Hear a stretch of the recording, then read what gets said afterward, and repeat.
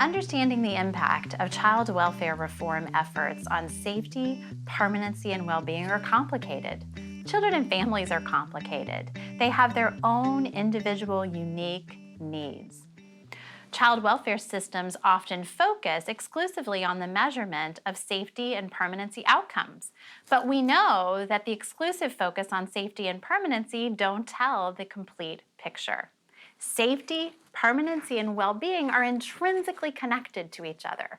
And we know this in part from results of the National Survey of Child and Adolescent Well-being, or NSCAL. NSCAL shows us that children at risk for an emotional or behavioral health problem are much more likely to change placements while in foster care than children without emotional or behavioral health needs. So exclusively measuring safety and permanency doesn't help us understand the full extent of the outcomes that children and family in a child welfare system experience. Well-chosen measures of child and family well-being can help us improve our efforts to help the children and families served by the child welfare system. The National Surveys of Child and Adolescent Well-being are the first nationally representative surveys of children involved in the child welfare system. There are 2 survey cohorts. The first group of children were reported for maltreatment in 1999. The study is longitudinal and so followed those children for a period of 5 to 7 years. The second study included children and families reported for maltreatment in 2008 and followed those families for 3 years. The NSCAL studies, because of their emphasis on well-being, have many implications for the measurement of well-being in the context of child welfare evaluations. NSCAL includes measures of the 4 critical domains of well-being as defined by the Administration for Children, Youth, and Families. Those include cognitive functioning, like intelligence and academic achievement, also physical health and development, emotional behavioral health that includes depression or anxiety, but also trauma symptoms, as well as social functioning, like social skills or daily living skills. When you're thinking about how to capture those domains in the context of a child welfare evaluation, there are several things to consider. And the first thing is the target population that's a focus for your particular reform effort or intervention. And by target population, I more specifically mean the children's age.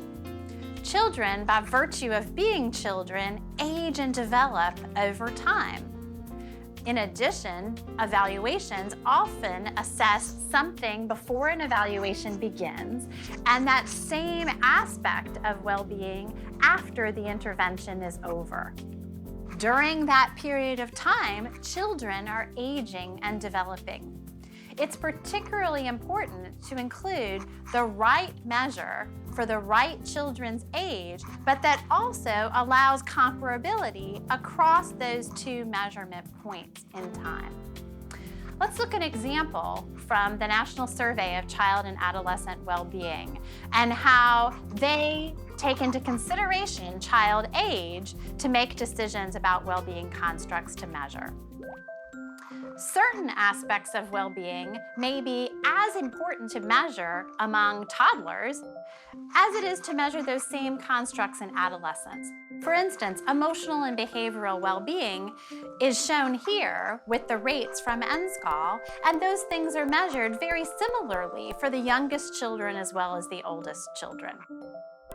Meanwhile, other constructs like substance abuse and use, or school outcomes like skipping grades in school or repeating grades in school may be uniquely relevant for adolescents. Meanwhile, other well-being outcomes may be more important for infants and toddlers. For instance, assessing risk of neurodevelopmental delays or risk for very low language acquisition. It's important that an evaluation tailor measures that ideally are comparable across a broad age range, but also tailored to your unique target population of focus.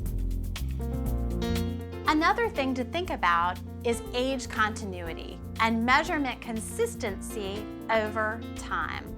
Let's look at another graph from NSCAL that helps us think about this phenomenon. This graph illustrates emotional behavioral health outcomes with regard to behavior problems, depression, and also post-traumatic stress symptoms. And even though these things are measured for a wide age spectrum, from children age 2 to age 14, the bars in this graph are directly comparable to each other, regardless of the fact that some of those assessments were done at the point of the maltreatment report and others were done 36 months later. It's important to be able to compare those bars to be sensitive, ideally, to changes that have resulted from your particular intervention approach. Another thing to consider has to do with the reporter of that particular well-being construct. Some aspects of well-being are objective, like intelligence or academic achievement. Other aspects of well-being are intrinsically subjective. They require you to assess someone's perspective about that particular symptom or behavior. And in that case, it is often appropriate to get opinions from a broad variety of reporters. In child welfare evaluations, very often we rely on the caseworker's report. But NSCAL outcomes show us that caseworkers often underreport the level of needs experienced by children and families, particularly when you compare the reports of caseworkers to the direct reports of parents themselves or even youth. Let's look at different reporters for internalizing symptoms. This graph from NSCAL shows the prevalence of internalizing behaviors like depression and anxiety from the report of a caregiver, a youth, and a teacher.